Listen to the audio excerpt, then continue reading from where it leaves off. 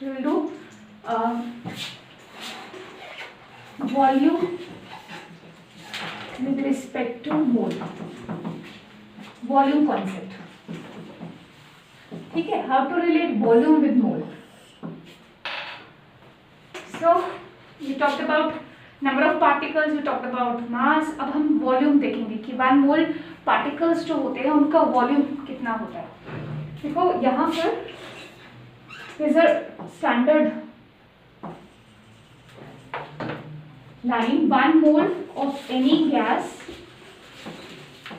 at STP conditions occupies a volume of 22.4 liters. 1 mole of any gas at STP conditions occupies a volume of 22.4 liters. ठीक है, अभी जो STP conditions है, STP का full form क्या है? STP का फुल फॉर्म होता है स्टैंडर्ड टेम्परेचर एंड प्रेशर. ठीक है, और स्टैंडर्ड टेम्परेचर क्या है? ओल्ड कन्वेंशन के according standard temperature 0 degree Celsius, standard pressure 1 atm, 1 atmosphere, and according to the new convention temperature उतना ही है. केल्विन स्केल में 273.15 केल्विन और 0 degree Celsius. Temperature is same. Pressure हम 1 बार लेते हैं. ठीक है, pressure taken is 1 bar. So 1 mole of any gas at STP condition occupies a volume of this 22.4 liters. इसको अगर आप ml में कन्वर्ट करोगे तो 22,400 ml और 22,400 centimetre cube. So 1 mole of any gas, 1 मोल किसी भी गैस का कितना वॉल्यूम है इसका? 22.4. अब ये कहाँ से आता है ये स्टेटमेंट? ये आता है एवोगैड्रोस लॉ से. Now let's see the Avogadro's law. See, if you apply the concept of ideal gas, तो हम आइडियल गैस इक्वेशन अगर देखें PV इक्वल्स टू nRT और यहाँ पर एवोगैड्रोस लॉ लगाएं. एवोगैड्रोस लॉ क्या बोलता है? At constant pressure and temperature, at constant pressure and temperature, gases containing equal number of molecules contain equal volume. At constant pressure and temperature, two gases have same volume if their number of molecules are same. If their number of molecules are same. If their number of molecules are same. If their number of molecules are same.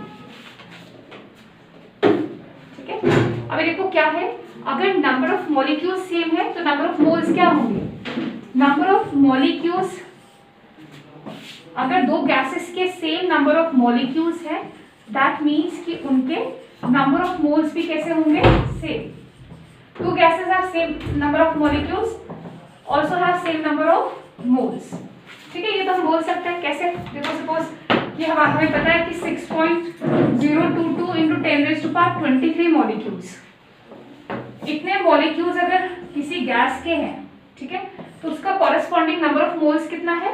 1 mole. Likewise, if I reduce the, I divide it by 2, तो आ जाएगा 3.011 into 10⁻23. अगर हमने number of molecules half कर दिए तो number of moles कितने हो जाएंगे? हाफ. ठीक है, नंबर ऑफ मॉलिक्यूल्स हाफ किया तो इतने मॉलिक्यूल्स में कितना मोल्स आएगा? हाफ. तो दैट मीन्स कि अगर दो गैसेस में नंबर ऑफ मॉलिक्यूल्स सेम है तो उनमें नंबर ऑफ मोल्स भी क्या होंगे? सेम होंगे. तो एवोगैड्रोस का जो स्टेटमेंट है उसने कहा था कि two gases contain equal molecules have the same volume. क्यों? क्योंकि अगर मॉलिक्यूल्स इक्वल है तो नंबर ऑफ मोल सेम होगा। अगर नंबर ऑफ मोल सेम है, राइट, तो क्या क्या कांस्टेंट है? हमने डेफिनेशन में ये बोला कि टेम्परेचर कांस्टेंट है, प्रेशर कांस्टेंट है। So P is constant, temperature is constant and both the gases have same number of molecules. उनके नंबर ऑफ मॉलिक्यूल्स भी सेम है, दोनों का नंबर ऑफ मोल्स भी क्या है? सेम, क्योंकि number of molecules and moles have same value, that means उनका नंबर ऑफ मोल्स भी सेम है, कांस्टेंट है। R is already a constant, right? So temperature constant, pressure constant, number of moles constant, R is already constant। जब सारे terms constant है तो volume क्या आएगा? Constant, है ना? Volume will have the same value। जैसे अगर हम यहाँ पुट करें V को इस फॉर्मूला में, तो जैसे what will be the value of V? N RT upon P। If I take N as 1, R as 0.0821 liter atmosphere per Kelvin per mole, temperature as STP, pressure atmosphere में 1 atm, temperature as 273 Kelvin। STP conditions लगा रही हूँ, ठीक है? मैंने क्या लगाया? STP conditions, pressure 1 atm, temperature 273, constant in terms of liter atmosphere, number of moles 1। तो इसको जब हम सॉल्व करते हैं तो इसको सॉल्व करके हमारे पास आता है 22.4 लीटर्स। क्योंकि टेम्परेचर, प्रेशर कांस्टेंट है, एसटीपी कंडीशंस है, नंबर ऑफ मोल्स भी हमने 1 स्पेसिफाई कर लिया। जब सब कुछ ही कांस्टेंट होगा तो वॉल्यूम भी क्या होगा? कांस्टेंट। तो जो हमने डेफिनेशन बोला कि 1 mole of any gas, 1 mole of any gas under standard temperature and pressure, जो ये है, occupies a volume of 22.4 liters। ये कहाँ से आ रहा है? एवोगैड्रोस लॉ से, ठीक है? एवोगैड्रो के कॉन्सेप्ट से ये आ रहा है। ऑब्वियसली जब हम नंबर ऑफ मोल्स चेंज करेंगे 1 की जगह 2, तो ये डबल हो जाएगा। अगर हम टेम्परेचर चेंज करेंगे या प्रेशर चेंज करेंगे तो भी वॉल्यूम में फर्क आएगा। लेकिन अगर एसटीपी है और नंबर ऑफ मोल्स फिक्स्ड है तो वॉल्यूम भी फिक्स्ड है, ठीक है? लेकिन अगर हम टेम्परेचर चेंज करेंगे, प्रेशर चेंज करेंगे या नंबर ऑफ मोल्स चेंज करेंगे तो वॉल्यूम विल चेंज, ठीक है? तो this is according to the volume concept. अब अगर हमें नंबर ऑफ मोल्स निकालना है तो क्या तरीका होता है नंबर ऑफ मोल्स फाइंड करने का? Number of moles is equal to given volume divided by the molar volume. Given volume divided by molar volume, 1 mole का वॉल्यूम एट एसटीपी। यूजुअली हम एसटीपी पे डिफाइन करते हैं ये मोलर वॉल्यूम, ठीक है? Given volume divided by molar volume कितना है? 22.4 लीटर्स। तो वॉल्यूम इन लीटर्स अगर ले रहे हैं तो यहाँ पे लीटर्स लेंगे, अगर वॉल्यूम मिलीलीटर्स में ले रहे हैं तो यहाँ पर भी मिलीलीटर्स में लेंगे, ठीक है?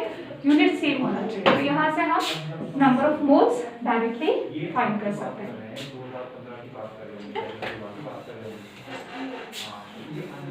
अच्छा, जस्ट रिमेंबर वन थिंग, जब भी हम गैसेस लेते हैं, क्योंकि वॉल्यूम किसका डिफाइन करें? गैसेस का। तो ये ध्यान रखना है एट एसटीपी जो भी हम गैस लेते हैं किस फॉर्म में वो लेना है। Like suppose if I have 1 mole of hydrogen, तो हाइड्रोजन डायटोमिक है तो H2 लेना है, H नहीं, ठीक है? 1 मोल ऑफ नाइट्रोजन, तो नाइट्रोजन इज ऑल्सो डायटोमिक, तो हमें सिंगल नाइट्रोजन एटम नहीं लेना है। ये जो गैसेस है ये डायटोमिक है। तो जब भी बोला है 1 मोल ऑफ हाइड्रोजन गैस, तो वो कैसे एग्जिस्ट करता है गैस? हाइड्रोजन मॉलिक्यूल्स फॉर्म में, ठीक है? मॉलिक्यूल फॉर्म में है, H2 लेना है, क्योंकि वॉल्यूम को जब हम मास में कन्वर्ट करेंगे या वाइस वर्सा, तो मास हमने एक एटम का नहीं लेना है, 2 का लेना है, क्योंकि हाइड्रोजन कैसे एग्जिस्ट कर रहा है? डायटोमिक। नाइट्रोजन, फिर ऑक्सीजन डायटोमिक है। ओजोन कैसा होता है? Ozone is triatomic, right? So per mole जो भी आपका, राइट, पर मोल जो भी आपका है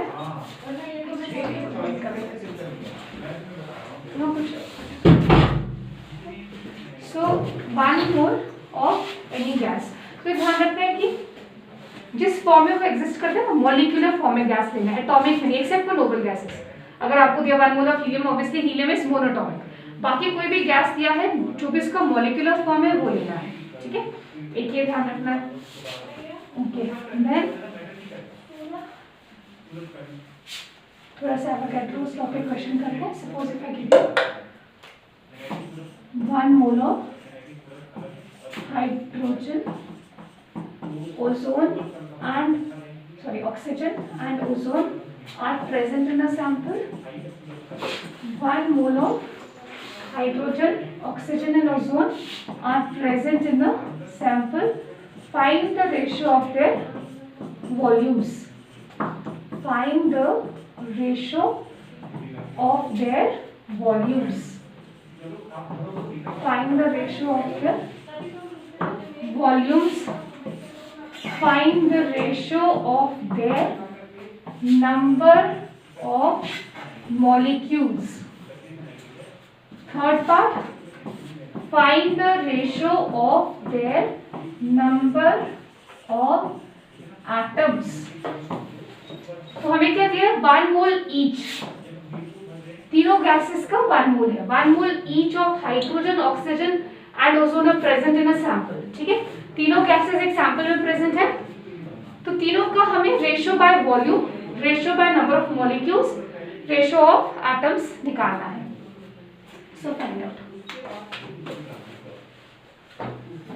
assuming the same temperature and pressure, ठीक है, both the assuming all the gases are present and obviously mixture है, so assuming Pt to be same।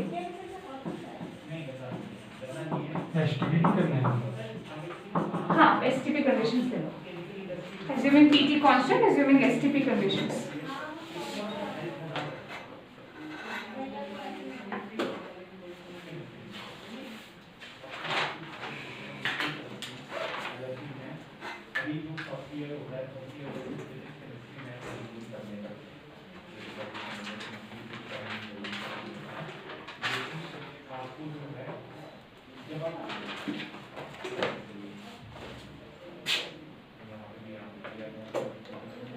Done हो गया। देखो एवोगैड्रोस लॉ के अकॉर्डिंग क्या है, V is directly proportional to N। जब P और T कांस्टेंट होते हैं, हमने ये इक्वेशन देखा ना PV इक्वल्स टू nRT, तो हमने यहाँ से क्या बोला, एवोगैड्रोस लॉ क्या है कि equal number of moles have the same volume. दो गैसेस का वॉल्यूम सेम होता है जिसमें नंबर ऑफ मॉलिक्यूल्स या नंबर ऑफ मोल्स सेम हो, मतलब V is directly proportional to N का, जब P और T कांस्टेंट है, जब प्रेशर कांस्टेंट है, टेम्परेचर कांस्टेंट है, R तो पहले से ही कांस्टेंट है, तो V is directly proportional to N। अब अगर नंबर ऑफ मोल्स तीनों के बराबर होंगे तो वॉल्यूम्स भी कैसी होंगी, बराबर, ठीक है ना, तो डायरेक्टली भी रिलेट कर सकते हैं। नंबर ऑफ मोल्स तीनों का 1 1 1 है तो वॉल्यूम भी तीनों का सेम होगा।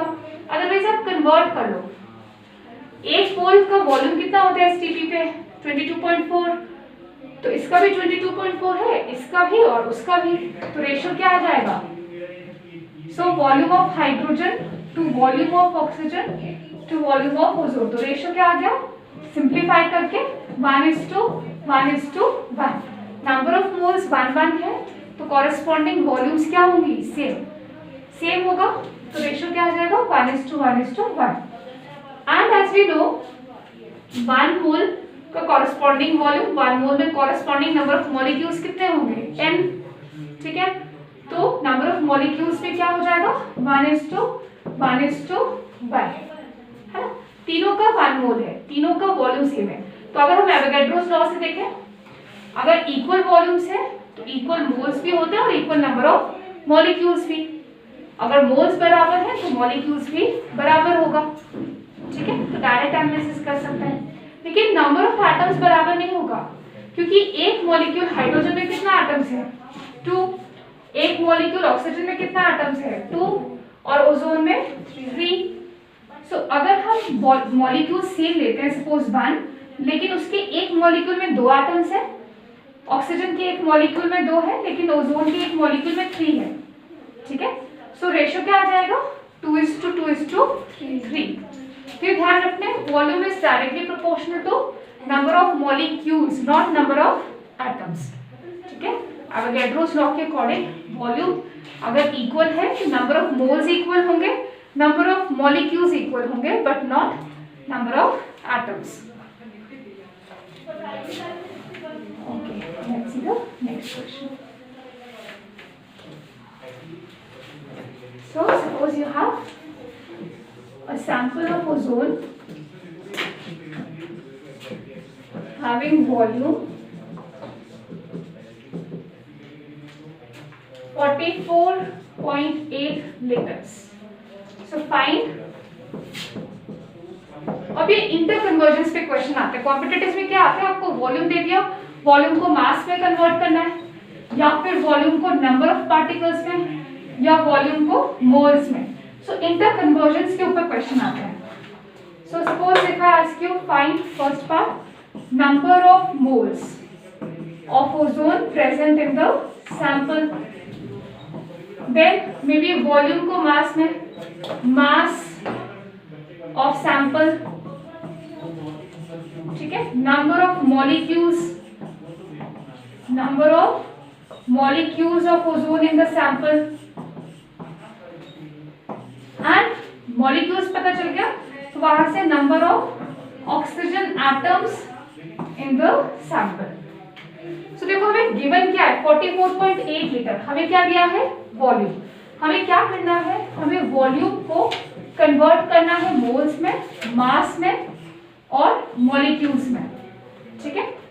सो interconversion, moles into mass into volume molecules, so इस पे क्वेश्चंस आते हैं।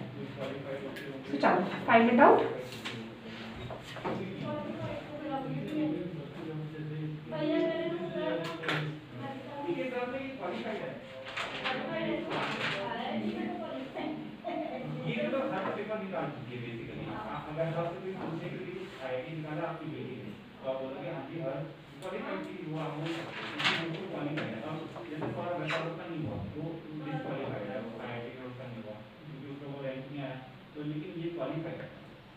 लेकिन क्वालिफाई का मतलब ये नहीं होता ना कि आपने भी मेरे सीटी तक 11 10 10 बार ठीक है 20 बार हाँ वैसे तो बढ़ा रहे हैं लेकिन अभी पता नहीं ये भी कौन सी मुझे भी क्लियर की आएगी एग्जैक्टली मेडिकल में बड़ी लेकिन हिमाचल में बड़ी क्योंकि मेडिकल में होता है कि बड़ी बढ़ता है ऑल ओवर क्लियर बढ़ा है तो सीधे तो क्वालिफाई फाइट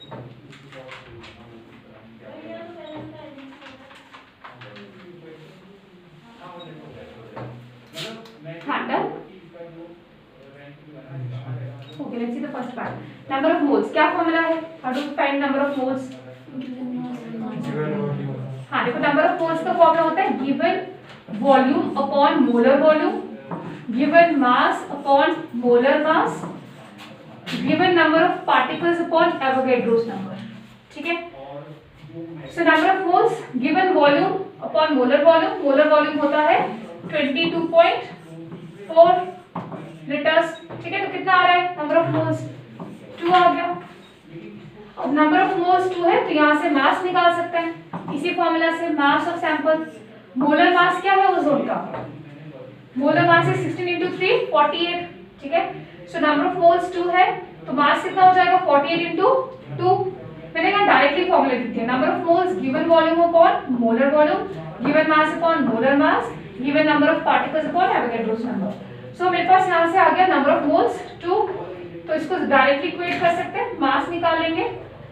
1 मोल का मास 48 है, 2 मोल का क्या हो जाएगा 2 into 48, so m is 2 into 48, that is double 96 grams. Okay, third part number of molecules, तो यहीं से ये n निकाल सकते हैं, v/vm की वैल्यू, ये नंबर ऑफ मोल्स कितने हैं 2, सो 2 is equal to number of molecules divided by Avogadro's number, that is 6.022 into 23, मतलब 1 मोल में इतने होते हैं तो 2 मोल में कितने होंगे 2 into Avogadro's number, so n is equal to 2 multiplied with 6.022 into 10 raised to power 23, this much molecules। तो मैंने फॉर्मूला से क्या यूनिटरी मेथड से भी कर सकते हो, 1 मोल Avogadro's number 2 मोल 2 टाइम्स एवोगैड्रोस नंबर, ठीक है। 1 मोल में एवोगैड्रोस नंबर है तो 2 में डबल हो जाएगा। हो गया ये number of moles 2, mass of the sample 96, molecules 2 into Avogadro's number. अब एटम्स, लास्ट पार्ट। तो एटम्स के लिए मैंने आपको बताया हमेशा 1 मॉलिक्यूल में देखो। 1 molecule of ozone contains how many atoms? 3 oxygen atom. किससे बना है? 3 ऑक्सीजन एटम से। तो अगर एक मॉलिक्यूल में 3 है तो इतने मॉलिक्यूल्स में हमारे पास कितने मॉलिक्यूल्स हैं? 2 into एवोगैड्रोस नंबर। हमने number of molecules C part में निकाला 2 एवोगैड्रोस। तो 2 into Avogadro's number of molecules अगर हम लेंगे तो कितने एटम्स होंगे? 3 into 2 N0, that is 6 N0 oxygen atoms present in the sample. Clear? ठीक है। तो ये इंटर कन्वर्जन इंपॉर्टेंट है। ये बेसिक फॉर्मूला आपको याद रखना है। नंबर ऑफ मोल्स को मास, वॉल्यूम, नंबर ऑफ पार्टिकल्स में कन्वर्ट करने के लिए तो डायरेक्टली इंटर रिलेट कर सकते हैं। वॉल्यूम पता है, मास निकाल सकते हैं, मास पता है, Avogadro's given number of particles find कर सकते हैं। So now let's just look at the interconversion। अभी जो हमने पढ़ा उसी को एक बार रिलेट करते हैं। हमने क्या पढ़ा कि हम नंबर ऑफ मोल्स को कन्वर्ट कर सकते हैं किसमें? ये 3 चीजें। Number of moles can be converted into volume,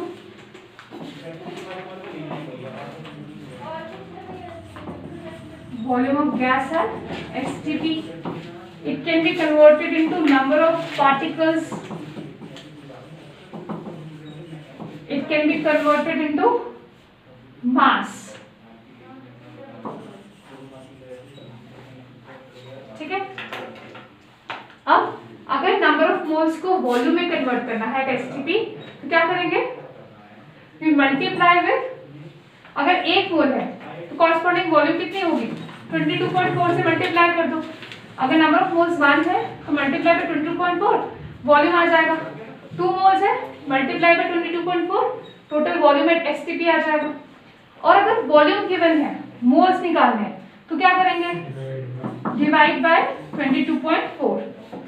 given volume को मोलर वॉल्यूम से डिवाइड करेंगे तो आ जाएगा नंबर ऑफ मोल्स। ठीक है। नंबर ऑफ मोल्स को पार्टिकल्स में कन्वर्ट करना है तो मल्टीप्लाई विद एवोगैड्रोस नंबर। 1 मोल में कितने होते हैं एवोगैड्रोस नंबर? 2 मोल में 2 into N0। तो अगर मोल्स को पार्टिकल्स में कन्वर्ट करना है तो एवोगैड्रोस नंबर से मल्टीप्लाई करेंगे। और अगर पार्टिकल्स गिवन है और मोल्स फाइंड करना है तो क्या करेंगे? गिवन नंबर ऑफ पार्टिकल्स को डिवाइड करेंगे एवोगैड्रोस नंबर से और हमें क्या पता चल जाएगा? Number of moles. उसी तरह से मोल्स को मास में कन्वर्ट करना है so we multiply with the molar mass और atomic mass. Gram atomic mass, gram molecular mass या simply molar mass of the substance. 1 mole मान लो हाइड्रोजन दिया है, उसको मल्टीप्लाई किया उसके मोलर मास 2 से तो मास पता चल गया इन ग्राम्स। ठीक है। और अगर गिवन मास को डिवाइड करेंगे उसके मोलर मास से तो हमें नंबर ऑफ मोल्स पता चल जाएगा। सो इंटर कन्वर्जन में ये 2-3 एक्सप्रेशंस याद रखने हैं। ठीक है ना। मास ऑफ द कंपाउंड, जो भी आपका कंपाउंड है यूजुअली ग्राम्स में लेते हैं मोलर मास, तो मैंने ग्राम्स में लिखा, अदरवाइज क्वेश्चन की रिक्वायरमेंट के अकॉर्डिंग आप चेंज कर सकते हैं। Clear inter conversion. तो पार्टिकल्स को मोल्स में, मोल्स को पार्टिकल्स में, वॉल्यूम, मास कर सकते हैं। जब भी कभी कंफ्यूजन हो तो बेस्ट वे इज कि मोल्स में कन्वर्ट कर लो। ठीक है।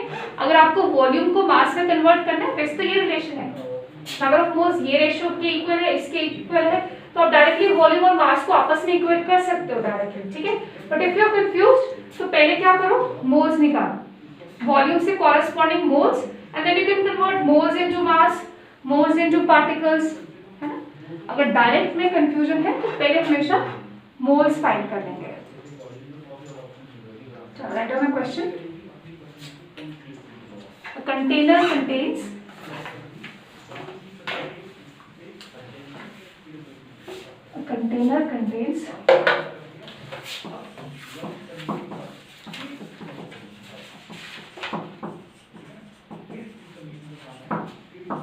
12.044 into 10 raised to power 24 molecules of ozone.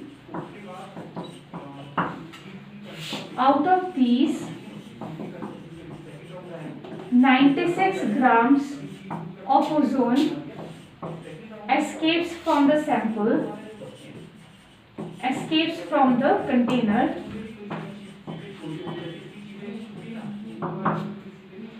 Container contains this much molecules of ozone. Out of these, 96 grams of ozone escapes from the container. Find remaining moles of ozone left in the container. Remaining मतलब that is left. कुछ तो निकल गया, ठीक है? जो remaining means that is left. Remaining moles of ozone that is left in the container. Remaining mass of ozone left in the container. Volume of ozone.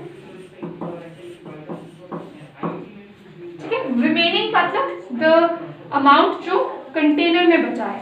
Container में इतना मॉलिक्यूल्स था, उसमें से कुछ चला गया और कुछ बच गया, ठीक है? रिमेनिंग मॉलिक्यूल्स, वॉल्यूम हो गया, मास हो गया, moles, remaining molecules of ozone. So again question on inter conversion, लेकिन डायरेक्ट नहीं दिया. मॉलिक्यूल्स के फॉर्म में आपको टोटल अमाउंट दिया है और रिमूव मास के फॉर्म में किया है, तो मॉलिक्यूल्स माइनस मास तो नहीं करेंगे, सेम यूनिट्स को ही सब्ट्रैक्ट कर सकते हैं. तो बेटर वे इज कि आप मॉलिक्यूल्स को मोल्स में कन्वर्ट करो और मास को भी मोल्स में, फिर मोल्स को हम सब्ट्रैक्ट कर सकते हैं. वहां से पता चल जाएगा मोल्स रिमेनिंग कितने हैं, और एक बार हमें रिमेनिंग मोल्स पता चल गया तो मोल्स को मास में कन्वर्ट करना है और वॉल्यूम नंबर ऑफ मॉलिक्यूल्स में. So the best way is कि convert the amount in terms of moles. Moles में convert करो और फिर उसके बाद उसका analysis करना है.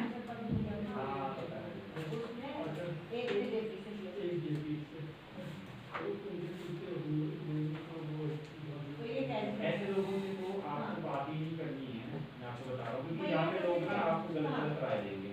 आप इससे बात मत करो, हम खुद यहाँ बैठे हैं ना, तो हम खुद डिसाइड करेंगे. क्योंकि लोग जो हैं आप उनसे बात कर सकते हो, ऐसा कोई है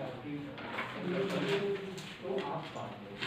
जो क्लियर है ना, अपनी लाइफ में क्लियर है, आप उनकी दिक्कत मत करो, क्योंकि उनको आधी इंफॉर्मेशन होती है या आपको उनको गलती इंफॉर्मेशन कहते हैं एनआईटी में पूछ सको प्राइवेट में करा दूंगा. मेरे को दिमाग से आपके इसमें साथ में मेरा बता एट से मैं ऑपरेशन का उसको एजुकेशन क्यों करना है हमने प्राइवेट के लिए. प्राइवेट के लिए तो मैं सिर्फ 2 साल आपके पास पढ़ा थी.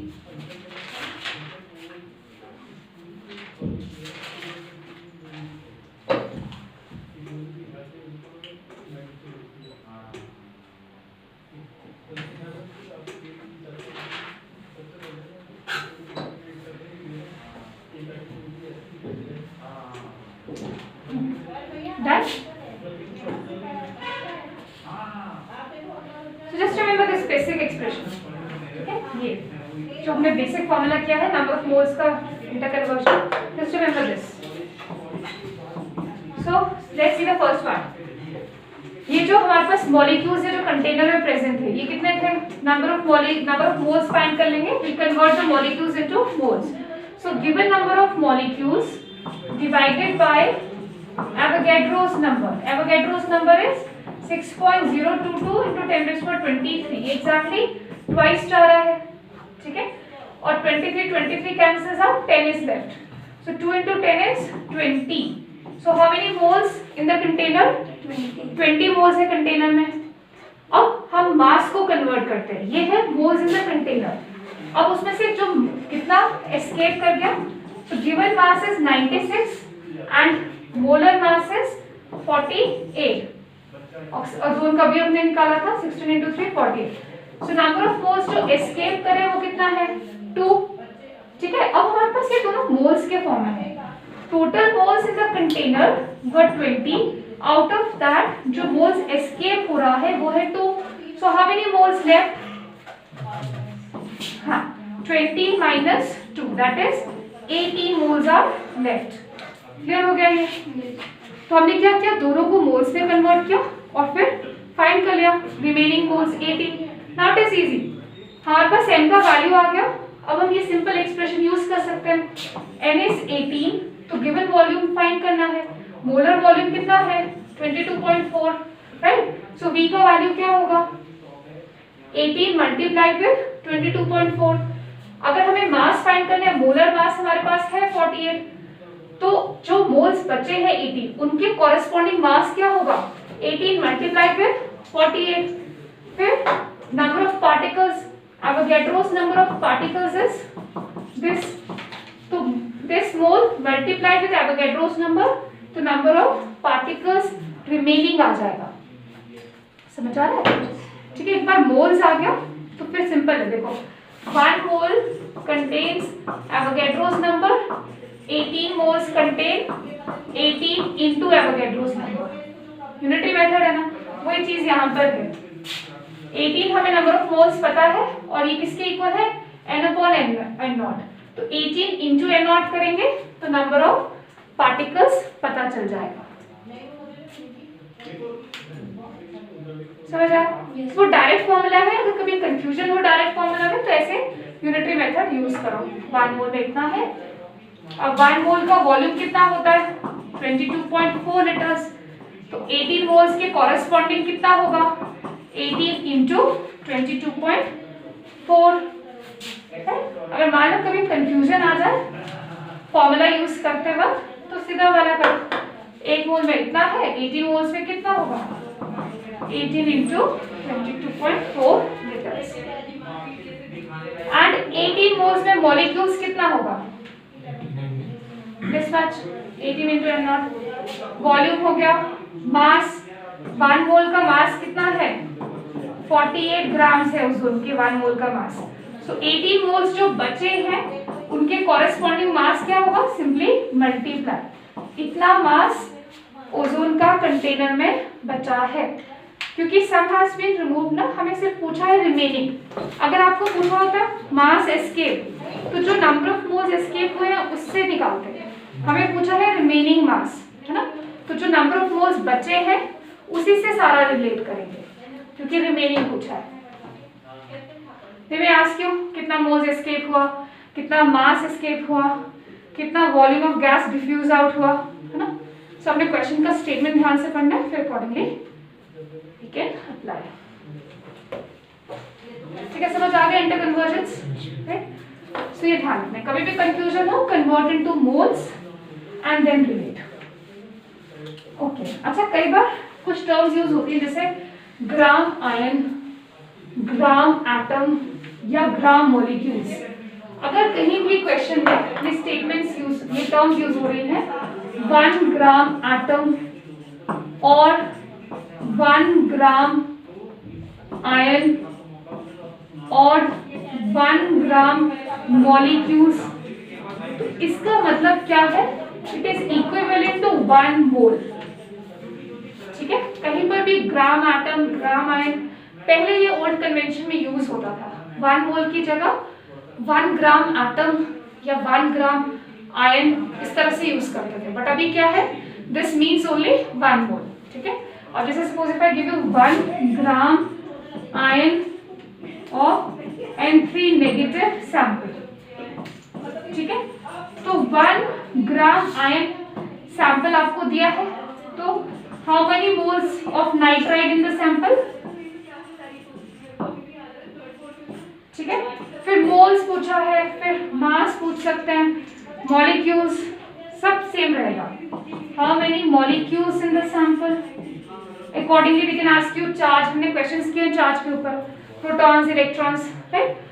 तो अगर आपको 1 ग्राम आयन दिया है नाइट्राइड का, तो कितना मोल है नाइट्राइड का 1 मोल। ग्राम आयन का मतलब क्या है, मोल। और 1 ग्राम आयन का मतलब है 1 मोल, ठीक है। So how many moles in the sample? 1 mole of nitrite ion. और 1 मोल में कितने आयंस होंगे? सॉरी आयंस नहीं, मॉलिक्यूल्स होंगे। How many ions in the sample?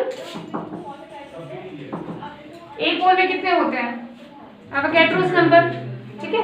तो how many ions? N0 ions of nitrite, N0 nitrite ions. So 1 मोल की तरह इसको इंटरप्रेट करना, मोल की तरह ही फर्दर सॉल्विंग करनी है, तो इसमें कोई कंफ्यूजन नहीं है। बस ग्राम आयन, ग्राम आटम, ग्राम मॉलिक्यूल्स पहले यूज करते हैं। अभी क्या है? सीधा मोल, मोलर मास। पहले ग्राम एटॉमिक मास, ग्राम मॉलिक्यूलर मास, है ना। अकॉर्डिंगली ग्राम एटम्स, ग्राम मॉलिक्यूल्स, ये टर्म्स यूज होती थी, but it all means 1 mole. So I hope ये तीनों रिलेशंस क्लियर हो गए।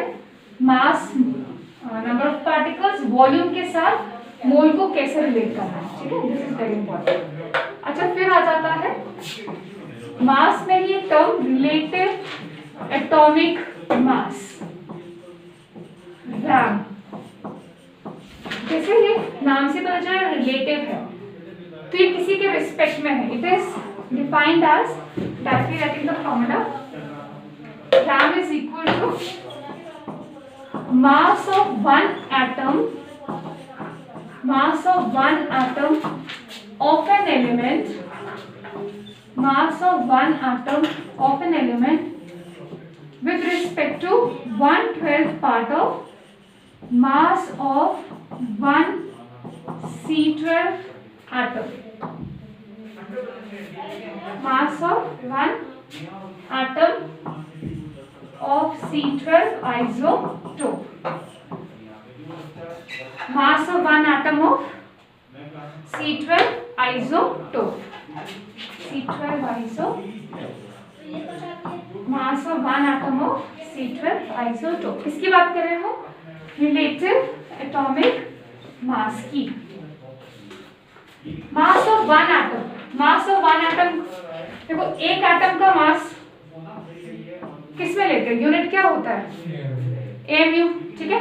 सपोज करो हमारा कोई भी एटम है, उसका मास है x AMU। x क्या है? कोई भी एटम XYZ ले लो, और सपोज हाइड्रोजन है ना, तो उसका मास होता है 1 AMU और 1/12 part by mass of 1 C12। और 1 C12 एटम का मास कितना होता है? 12, है ना। मास नंबर कार्बन का क्या मास नंबर? देखो हम ऐसे लिखते हैं 6C12। जितना मास नंबर होता है उतना ही मास होता है AMU में, राइट। तो कार्बन का मास कितना है एक एटम का? 12 AMU। समझ आ गया ये? जितना मास नंबर होता है उतना ही एक एटम का मास होता है AMU में। तो एक एटम कार्बन का मास कितना है? 12 AMU। अब क्या होगा? 12 तो कट जाएगा, ये किसके बराबर है? 1 AMU के। तो अगर हम ऐसे बोले कि हम रिलेटिव एटॉमिक मास में एक एटम का मास 1 AMU के रिस्पेक्ट में देख रहे हैं, क्योंकि 1/12 × 12 तो 1 ही आएगा हमेशा, तो ये चीज तो 1 AMU के बराबर है। अब क्या होगा? ये AMU कट जाएगा, यहाँ तो 1 है, तो अल्टीमेटली आंसर क्या बचा? x, ठीक है। तो जो मास ऑफ 1 एटम था वही एक्चुअली रिलेटिव एटॉमिक मास है, बट विदाउट एनी यूनिट, क्योंकि हम उसको किससे कंपेयर कर रहे हैं? 1 AMU से, है ना। जब हम कह रहे हैं relative atomic mass is mass of 1 atom of an element with respect to 1/12 mass of 1 atom of C12। अब इसका वैल्यू तो 1 AMU है, तो जितना भी एक एटम का मास AMU में होगा ultimately AMU will cancel out, हमारे पास उतना ही मास रहेगा। तो relative atomic mass has no unit, unit कुछ नहीं है, और इसकी वैल्यू कितनी है? जितनी एटॉमिक मास की वैल्यू है। एक एटम का मास क्या होता है? Atomic mass, right. तो जितना एटॉमिक मास का वैल्यू है वो ही वैल्यू है विदाउट यूनिट। क्लियर हो गया? ओके। जैसे suppose if I ask you helium है ना, what is the atomic mass, relative atomic mass of helium atom? क्या आ जाएगा? What will be RAM for helium? 4, क्योंकि हीलियम के एक एटम का मास होता है 4 AMU, और जब उसको 1 AMU से डिवाइड करेंगे तो आंसर क्या आ जाएगा? 4। समझ आ रही है चीज? ठीक है, तो सेम ही रहने वाला है। और अगर आपको क्वेश्चन उल्टा दिया है, suppose they give you if RAM of an element like helium ले लेते हैं, नॉट स्पेसिफाइंग द एलिमेंट, हमने भी हीलियम का RAM का वैल्यू निकाला 4, ठीक है, 4 डिवाइड बाय 1 AMU इज 4।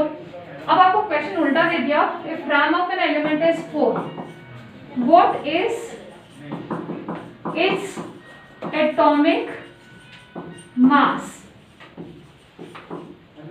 हाँ, सो कोई भी XYZ एलिमेंट दे दिया, उसका RAM क्या है? उसका RAM है 4, उसका रिलेटिव एटॉमिक मास है 4, तो एटॉमिक मास क्या था उसका? 4 क्या यूनिट के साथ 4 AMU है ना। एटॉमिक मास में यूनिट है, RAM में यूनिट नहीं है, बस इतना फर्क है। सो एटॉमिक मास कितना हो जाएगा? जितना इसका वैल्यू हमने निकाला। देखो अभी हमने क्या किया, हमने बोला कि हीलियम एटम का मास 4 AMU है और ये टोटल 1 AMU है, सो 4 डिवाइड बाय 1 AMU 4 आंसर आया। अभी RAM हमें 4 दिया हुआ है, तो RAM multiplied with 1 AMU is equal to 4 AMU, मतलब जो भी RAM की वैल्यू है जब उसको 1 AMU से मल्टीप्लाई करेंगे तो क्या आ जाएगा? Atomic mass. Mass of 1 atom क्या होता है? उसका एटॉमिक मास। तो हमें ये गिवन है, सिंपली क्या करना है? 1 AMU से मल्टीप्लाई किया, क्या आ जाएगा? Atomic mass. तो एटॉमिक मास क्या हो जाएगा? 4 AMU।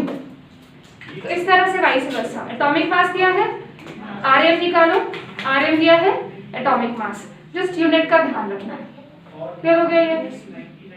अच्छा, पहले अभी जो लेटेस्ट कन्वेंशन है उसके अकॉर्डिंग हम C12 यूज करते हैं। अर्लियर कन्वेंशंस में वी हैड ऑक्सीजन 16 है ना, तो यहाँ 1/16 लेते थे, उसका मतलब भी सेम था। अगर यहाँ 1/16 है और यहाँ पर ऑक्सीजन 16 है, so see 1/16 into mass of 1 atom of O16 isotope, तो बात वही हो गई।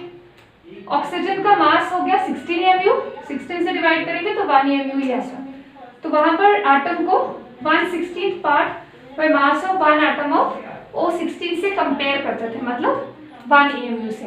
उससे भी पहले hydrogen was the standard. Reference के लिए सबसे पहले अभी तो कार्बन यूज करते हैं, अर्लियर ऑक्सीजन, और उससे पहले हाइड्रोजन यूज करते थे, ठीक है। सो हाइड्रोजन का तो मास 1 ही होता है, हाइड्रोजन इज ऑलरेडी 1 AMU, तो कुछ मल्टीप्लाई करने की जरूरत नहीं है। So simply mass of 1 atom of hydrogen protium H1 isotope, ठीक है। तो हाइड्रोजन जो प्रोटियम है उसका मास 1 AMU ही होता है। तो बेसिकली क्यों इंट्रोड्यूस किया ये कॉन्सेप्ट? क्योंकि हम यहाँ कंपेयर कर रहे हैं कि सपोज मेरे पास हीलियम है, हीलियम का मास है 4 AMU, हाइड्रोजन का मास है 1 AMU, तो आंसर आ रहा है 4। तो इस 4 का क्या मतलब है? बेसिकली हम इन दोनों को कंपेयर कर रहे हैं। रिलेटिव का मतलब है किसी के रिस्पेक्ट में, कंपैरिजन में।